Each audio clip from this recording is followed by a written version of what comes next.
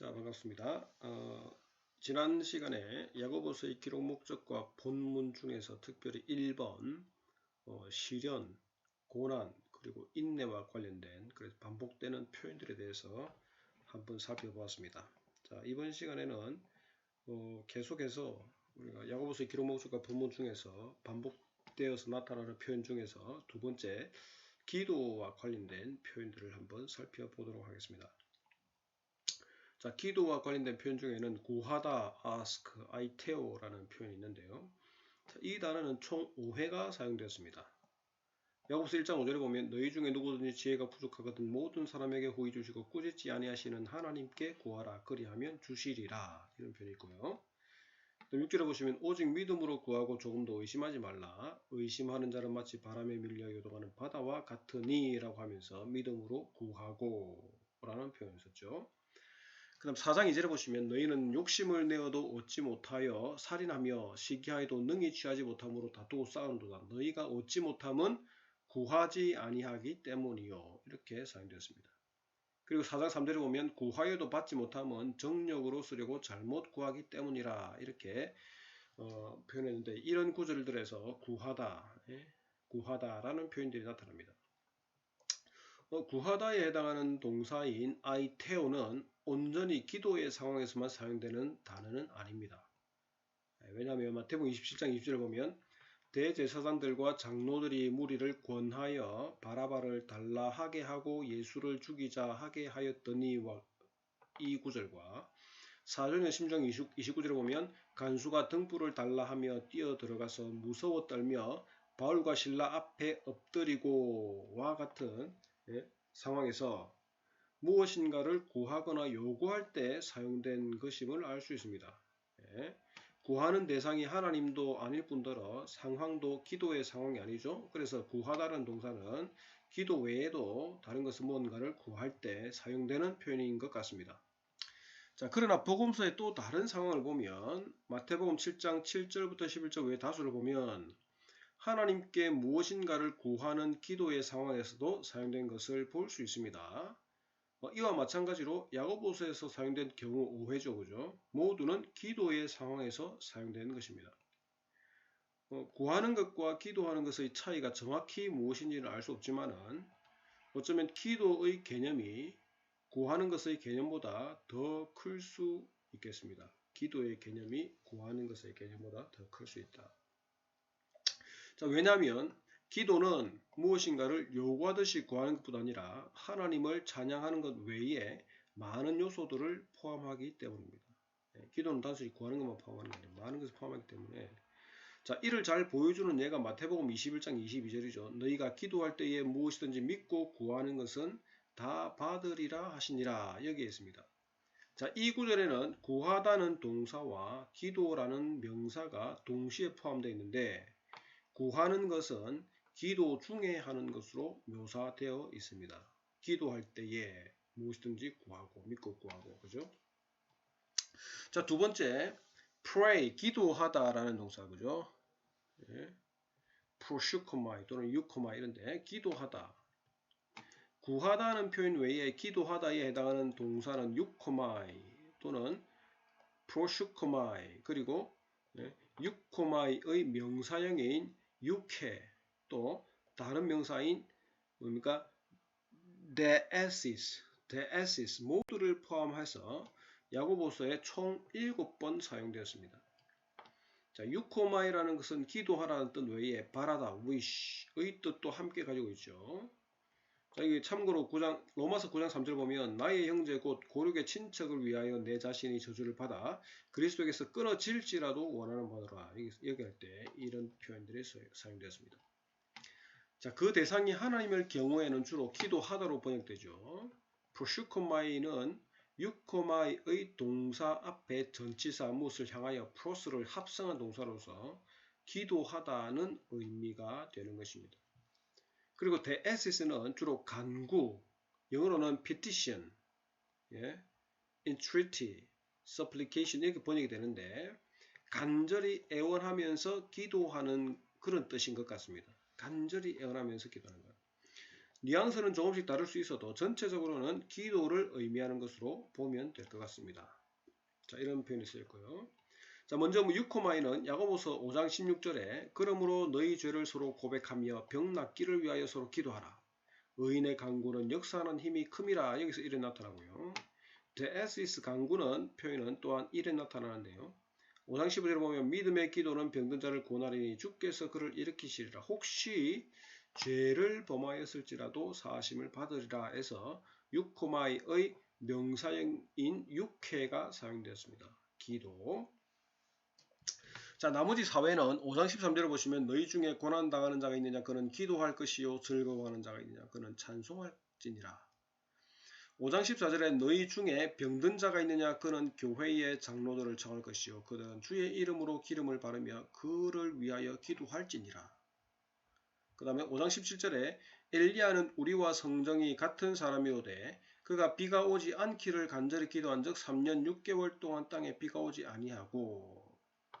그리고 5장 18절에 보시면 다시 기도하니 하늘이 비를 주고 땅이 열매를 맺으니라. 여기서 프로슈코마의 동사가 계속해서 사용되었습니다. 자, 그 다음에 이 앞에 것들을 다 봤을 때 이것도 앞에서 그죠? 뭡니까? 시련이나 고난 그리고 인내와 마찬가지로 서신의 초반부와 맺은말에 주로 나타나고 있습니다. 구하고 간구하고 기도하는 것이 서신의 초반부와 맺은말에 오프닝과 클로징에 나타난다는 말입니다. 구하다 아이테오는 동사가 4장에서 3회 정도 나타나긴 하지만은 그 외에 구하고 간구하고 기도하는 것과 관련된 표현들 모두 서신의 초반부와 마지막 부분에 나타납니다. 특히 서신의 마지막 부분에 많이 나타나는데요. 야고보서 1장의 2회를 제외하면 모두 5장에 나타나고 있습니다. 자, 이러한 현상은 시련과 고난, 인내와 관련된 단어들이 서신의 초반부와 마지막 부분에 나타나는 것과 연관이 있을 것 같습니다. 연관이 있어 보이죠, 그죠? 왜 이런 것들이 서신의 오프닝과 클로징에 주로 나타나는가? 즉 시련과 고난을 당했을 때에 기독교인으로서 해야 할 행동들이 여러 가지가 있겠지만은 그 중에 가장 중요한 것이 어쩌면 기도라는 말입니다. 기도. 어쩌면 야고보서의 저자는 서신을 마무리하기 전에 수신자들에게 마지막으로 여러 가지 시련과 고난의 때를 지나는 동안에 그들이 가장 필요로 하는 것이 바로 뭡니까? 기도임을 강조하고자 했을지도 모르겠습니다. 네, 기도가 중요하다. 자, 그래서 이런 게 있고요. 그 다음에 세 번째로 반복되는 표현들이 두 마음이라는 표현인데 double-minded, 그죠? difficus인데, difficus. 자, 이런 표현들. 자, 이거 하기 전에 앞에서. 자, 그래서 시련, 고난, 그리고 인내, 그리고 기도하는 것과 관련해서도 잘 살펴보시고요. 특별히 그 1장 2절, 3절, 4절 넘어가서 5절 쭉 보실 때에도 우리가 잘 봐야 되겠죠, 그죠? 자, 예를 들어서 2절, 3절, 4절에서 인내, 시련, 이런 거 이야기하다가 5절에 너희 중에 누구든지 지혜가 부족하거든 모든 사람에게 후히 주시고 꾸짖지 아니하시는 하나님께 구하라 그리하면 주시리라. 바로 기도로 넘어가죠. 그렇다면 같은 컨텍스트 내에서 1, 2, 3, 4, 1장 2, 3, 4절하고 5절, 6절, 7절 같이 쭉 이어진다면 그럼 여기서 앞에서 실은 계속 이야기하고 어려움 이야기하고 인내를 이야기하다가 왜 갑자기 여기서 뭡니까? 지혜에 대해서 이야기할까? 이것은 컨텍스트 상으로 연결될 수 있는 거죠. 네? 어떻게 연결시킬까? 따로따로 뗄 것인가? 연결시킬 것인가? 연결시킨다면 어떻게 연결시킬 것인가? 여기에 대해서도 많이 연구를 해야 될 것 같습니다. 네? 그러면서 5절, 6절, 그죠? 믿음으로 구하고 조금 더 의심하지 말라. 두 마음에, 우리가 뒤에 다룰 두 마음에 대해서 이야기하는데요. 어쨌든 이런 표현들 그리고 이런 상황들 어떻게 연결할지 여러분들 한번 곰곰이 생각해 보시기 바랍니다. 자, 넘어가겠습니다. 자, 반복되는 표현들 중에서 두 마음이라는 또 표현이 있습니다. 두 마음의 직접적인 표현은 야고보서 5장 19절 20절은 야고보서의 기록 목적이라고 할 수 있는 구절이죠. 자, 이 구절이 암시하는 바는 수신자들 중에 미혹되어 진리를 떠난 자가 있다는 것입니다. 전에 했으니까 이미 다 아시겠죠, 그죠? 반복합니다. 그런데 미혹되어 진리를 떠났다는 말의 의미가 교회 공동체를 떠나서 세상으로 나가버렸다는 의미로 볼 수도 있습니다. 그러나 야고보서의 전체 내용을 보았을 때에 미혹되어 진리를 떠났다는 말은 그들이 교회 공동체를 떠났다는 의미는 아닌 것 같습니다. 아닌 거죠, 그죠? 그 안에 있습니다. 왜냐하면 많은 사람들이 이미 알고 있듯이 야고보서는 행함이 없는 믿음은 죽은 것임을 강조하기 때문입니다. 그죠? 그들이 이미 다 떠나고 없다면 믿음과 행위가 일치하는 사람들만 있다면 이런 말을 할 필요가 없죠. 자, 그리고 이 말의 의미는 말이나 입으로는 믿음이 있다고 하면서 일상생활 속에서는 믿음을 보이지 않는 삶을 말하기 때문입니다. 한마디로 말하면 미혹되어 진리를 떠난 것은 교회 내에서 믿음이 있는 척 말하지만 실제는 믿음이 없는 사람을 가리킬 수 있습니다. 야고보서의 저자는 이러한 삶을 사는 자들을 가리켜 두 마음을 가진 자들이라고 말하는 것 같습니다. 그래서 사실 두 마음으로 표현하지만은 우리가 이미 잘 알고 있는 뭡니까? 행함이 없는 믿음은 죽음. 이것도 두 마음의 표현입니다. 두 마음을 가진 자들이 나타나는 현상입니다. 나중에 또 설명할 기회가 있을지 모르겠지만은 자, 야고보서의 저자는 두 마음을 품은이라는 의미를 가진 표현을 직접적으로 두 번 사용합니다. 아까 봤죠? 딥시코스라는 표현인데요. 이 표현은 결단력이 없는, 의심하는, 주저하는 등의 의미로 사용되는데 문자적으로는 두 마음을 품은, double minded 이렇게 두 마음을 품은 이라는 의미를 가집니다. 야고보서 1장 8절에 두 마음을 품어 모든 일에 정함이 없는 자로다 라고 했죠. 이와 같은 것은 기도와 관련된 문맥에서 나타나는 표현으로서 믿음으로 구하고 의심하는 자의 모습, 그죠? 믿음으로 구하고 의심하는 자의 모습은 뭡니까? 두 마음을 품은 자의 모습이라는 것입니다. 즉 기도를 할 때에 하나님을 신뢰하는 것처럼 기도하지만은 정작 그것을 이루실 하나님을 의심하는 마음을 가진 자의 모습을 묘사하는 것입니다. 자, 하나님께서는 그런 자에게 아무런 응답을 하지 않으실 것이라 말씀하죠. 그런 자에게는 아무것도 없다. 두 번째로 야고보서 4장 8절에 보면 하나님을 가까이 하라 그리하면 너희를 가까이 하시리라 죄인들아 손을 깨끗이 하라 두 마음을 품은 자들아 마음을 성결하게 하라 이렇게 말씀을 하고 있습니다. 자, 여기서 말하고자 하는 것은 손을 깨끗이 하라 그리고 마음을 성결하게 하라 라는 것입니다. 손을 깨끗이 하라 마음을 성결하게 하라. 무슨 말입니까? 겉도 깨끗하게 해야지만은 마음도 깨끗하게 해야 한다.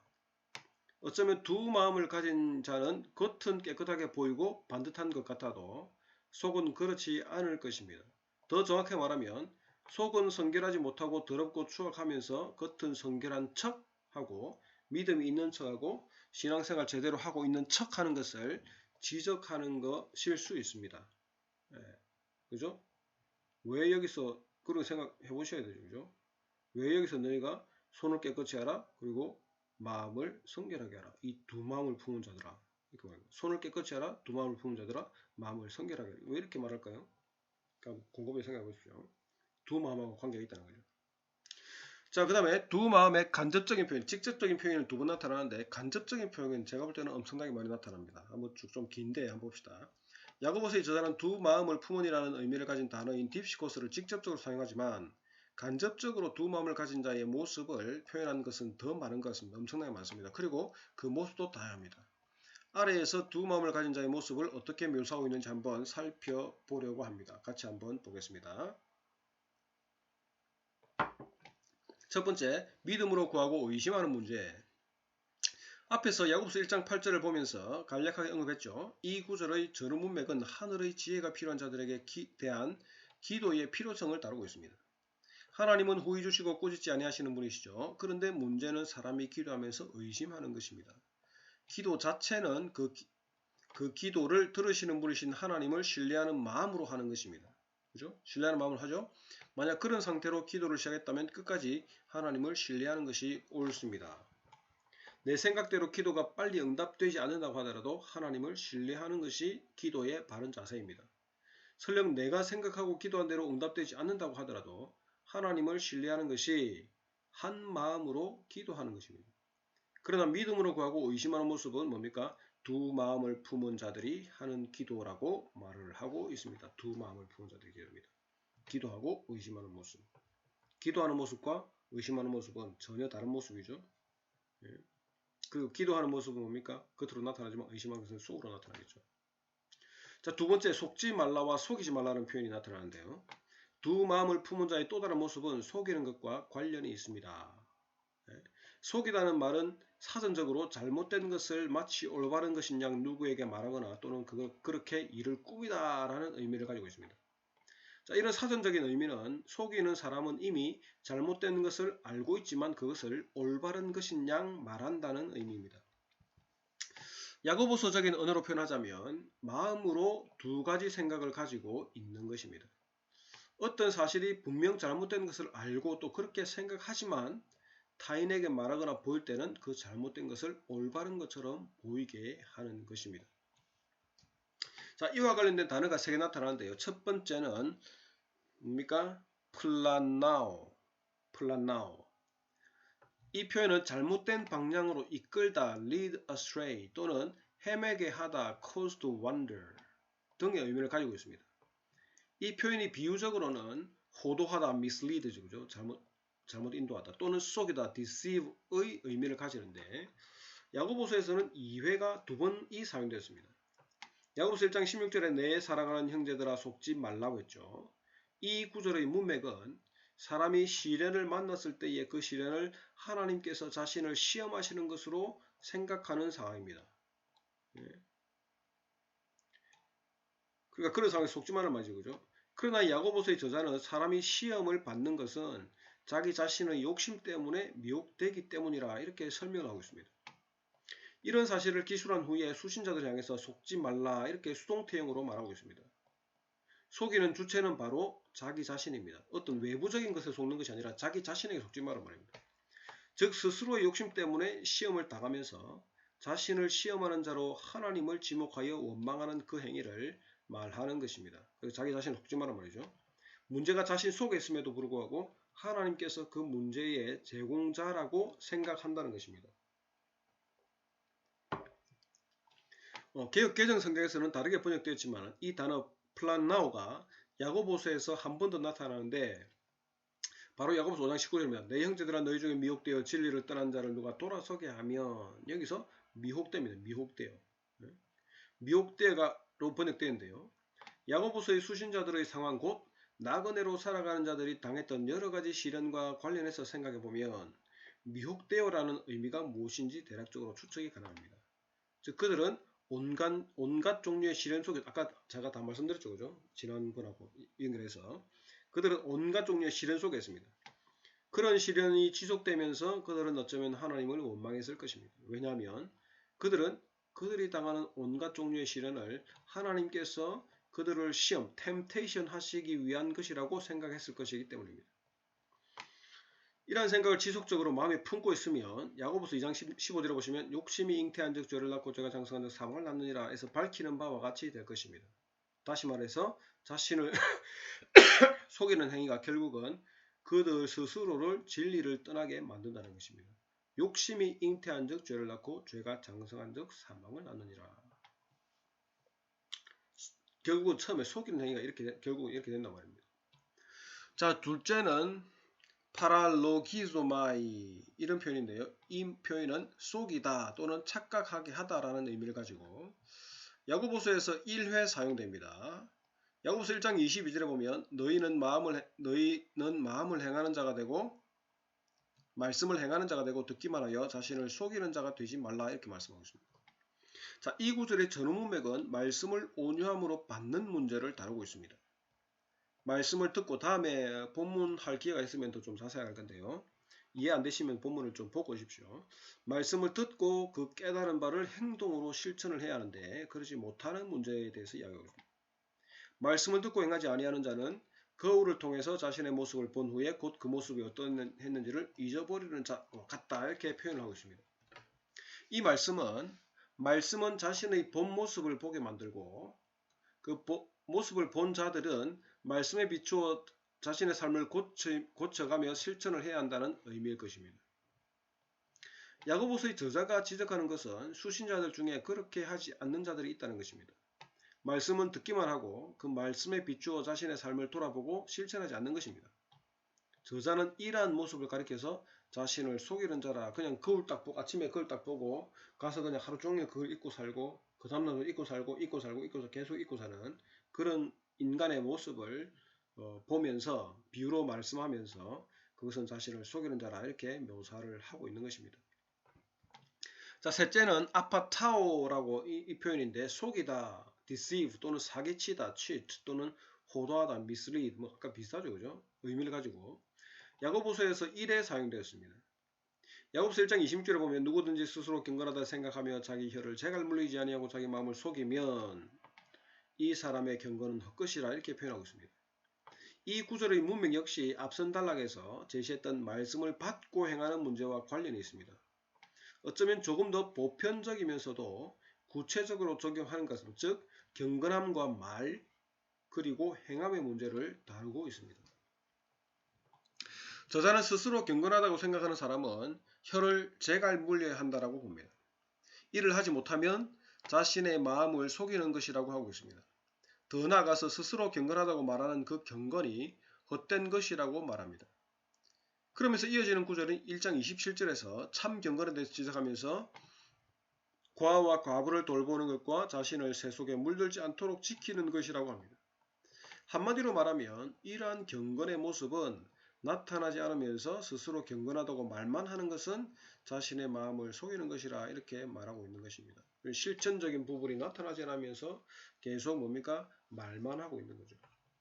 그것은 결국 자신의 마음을 속이는 것이라 이렇게 표현하는 것입니다. 자, 그 다음에 세 번째, 차별의 문제가 있는데요. 두 마음을 품은 자의 또 다른 모습은 차별하는 것입니다. 차별에 해당하는 표현은 5번 사용되었는데 2개의 원어가 사용되었습니다. 첫 번째, 프로소폴렘시아인데 이는 말 그대로 편애 또는 뭡니까? 편파, partiality를 의미하는 것입니다.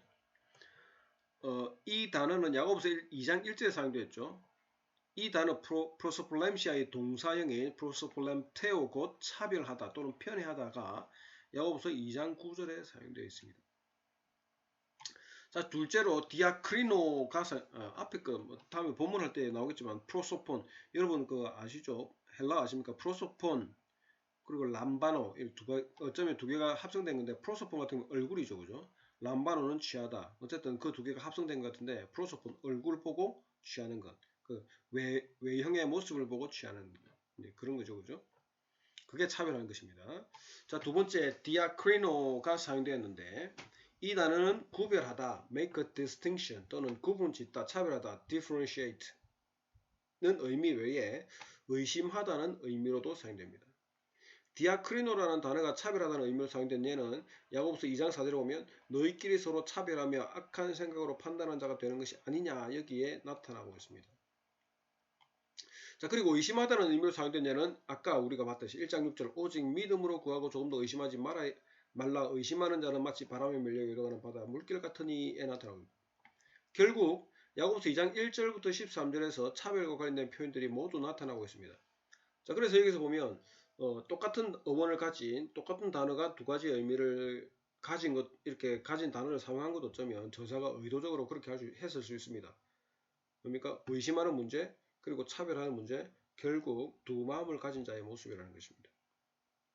자, 차별하는 것은 사람을 대하는 데 있어서 같은 마음으로 대하지 아니하고 다른 마음을 가지고 대하는 것입니다. 똑같은 마음으로 사랑하지 않고 차별적으로 사랑하는 것입니다. 즉 어느 한 사람이나 한쪽만 사랑하는 것을 말하고 있습니다.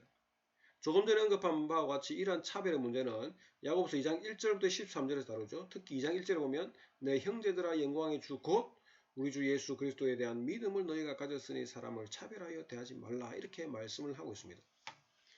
자, 이 본문의 문맥을 보면 두 종류의 사람을 대하는 문제를 가지고 설명하죠. 한 종류의 사람은 금가락지를 끼고 아름다운 옷을 입은 사람이고 또 다른 종류의 사람은 남루한 옷을 입은 가난한 사람입니다. 야고보서의 저자는 수신자들 중에서 이들을 차별하여 대하는 것을 지적하고 있습니다. 다시 말해서 첫 번째 종류의 사람을 대할 때는 그들을 뭐랍니까? 눈여겨보고 자세히 살펴보고 여기 좋은 자리에 앉으라 이렇게 말하죠. 여기 좋은 자리에 상승을 해주죠. 두 번째 종류의 사람에게는 너는 거기 서 있든지 또 보고 자세히 살펴보지도 않죠. 그냥 거기 서 있든지 예를 들어 입구에 딱 들어왔다면 그냥 거기 서 있든지 아니면 내 발등상 아래 앉으라.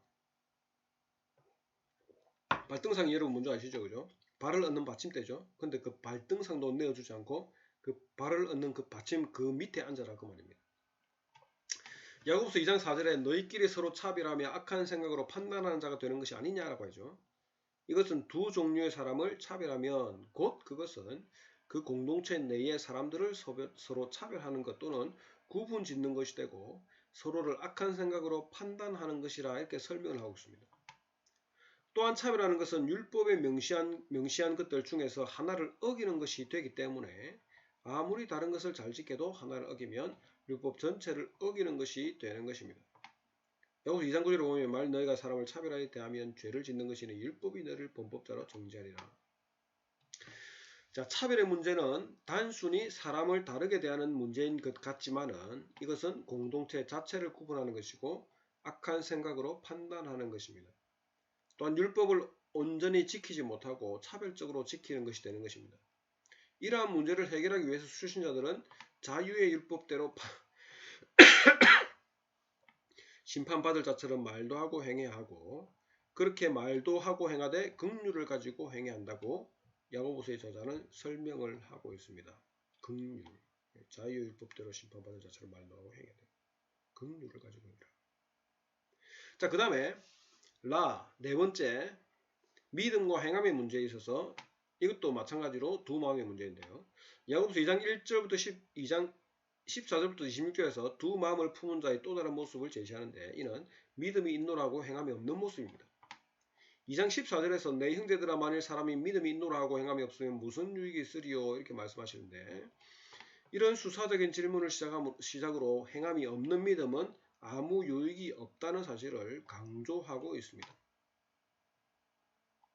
그리고 이 단락의 마지막 절인 2장 26절에서 영혼이 없는 몸이 죽은 것 같이 행함이 없는 믿음은 죽은 것이라 결론 내립니다. 이 외에도 중간중간에 반복해서 행함이 없는 믿음 중에 계속 강조하죠. 그죠? 예, 계속 강조하죠.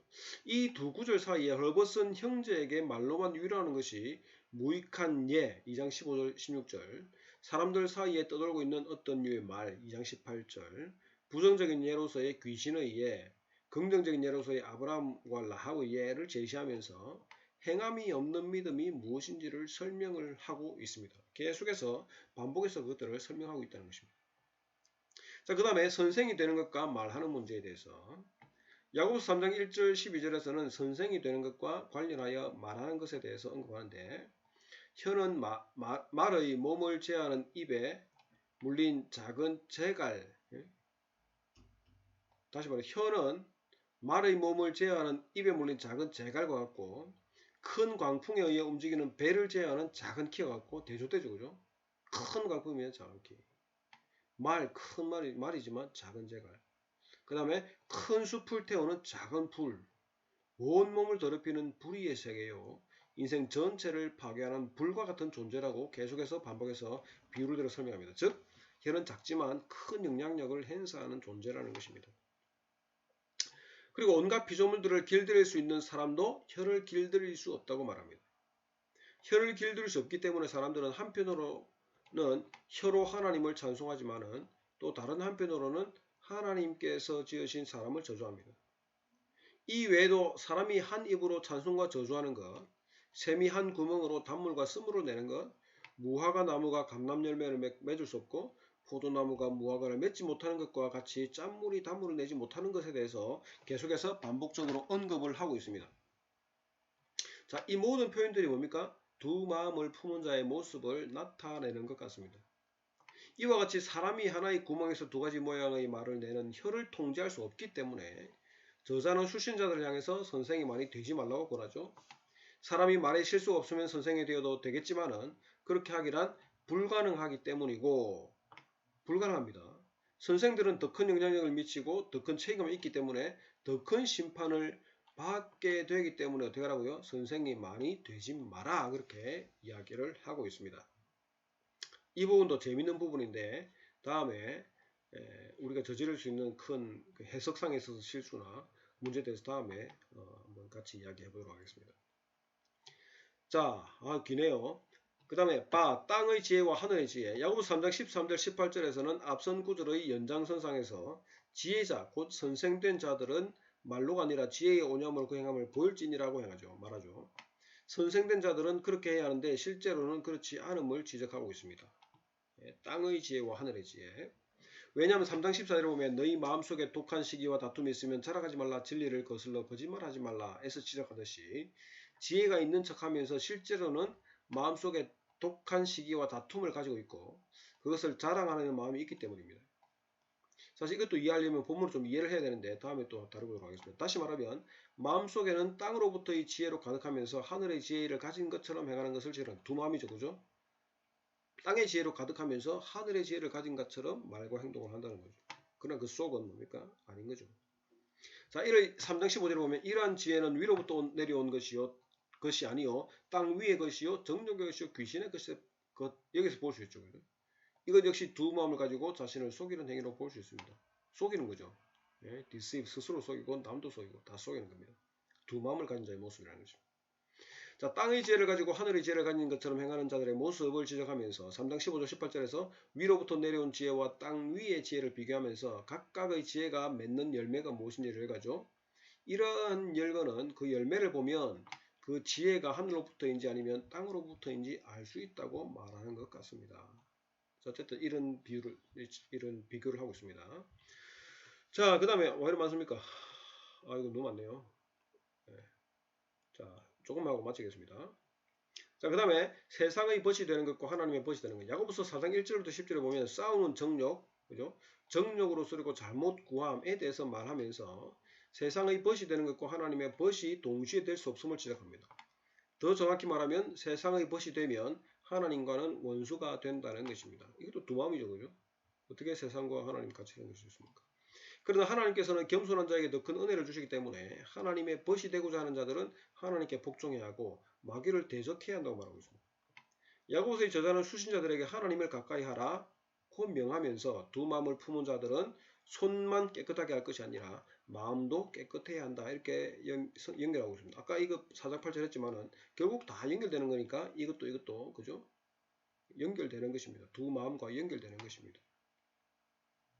자, 그러면 이 단락에서는 두 마음을 품은 자들의 문제가 무엇인지 그리고 그 해결책이 무엇인지를 명확하게 밝히는 것 같습니다. 즉 문제는 겉과 속이 모두 깨끗하지 못하는 것이고 따라서 두 마음의 문제를 해결하기 위해서는 뭡니까? 겉만을 깨끗하게 해서는 안 됩니다. 마음을 성결하게 해야 합니다. 자, 그러면 마음을 어떻게 성결하게 됩니까? 그것도 나중에 나오겠죠. 네, 그런 방법, 솔루션이 있겠죠. 자, 그 다음에 자, 아까지만 하고 좀 마치겠습니다. 선을 행할 줄 알고도 행하지 아니하는 죄. 야고보서 4장 11절 12절은 서로 비방하고 이웃을 판단하는 문제를 다루지만은 저자가 지적하는 진짜 문제는 그렇게 함으로 인해서 율법을 준행하는 자의 위치에 있지 않고 오히려 하나님과 같이 판단하는 위치에 있게 되는 문제입니다.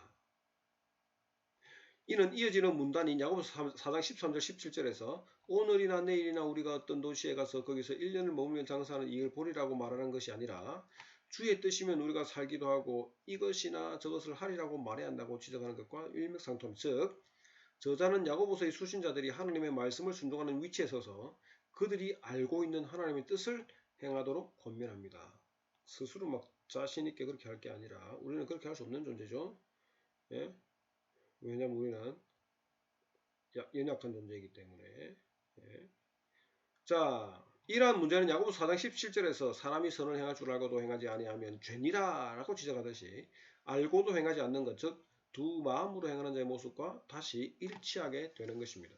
그래서 이와 같이 계속해서 반복해서 이런 직접적인 문제, 그죠? 두 마음과 관련된 직접적인 표현 두 번 나타나죠. 그 외에 두 마음과 관련된 표현들이 계속 반복해서 그런 모습들을 다양한 면을 지적하고 있다는 것을 여러분들이 아시면 좋겠습니다. 자, 여기까지 하고 다음 시간에 할 건데 제가 좀 빨리 넘어갔습니다만은 각각 상황들을 한번 두루 보시고 이것이 어떻게 오프닝, 클로징하고 전체적으로 연결될지를 한번 그죠? 미혹되어 진리를 떠난 모습, 시련, 그리고 뭡니까? 두 마음을 가진 모습, 그리고 야고보가 지적하는 것, 솔루션, 뭐 기타 등등 이렇게 쭉 엮어서 한번 생각해 보실 수 있기 바랍니다. 자, 오늘 강의 여기서 하고 또 다음에 뵙겠습니다. 수고했습니다.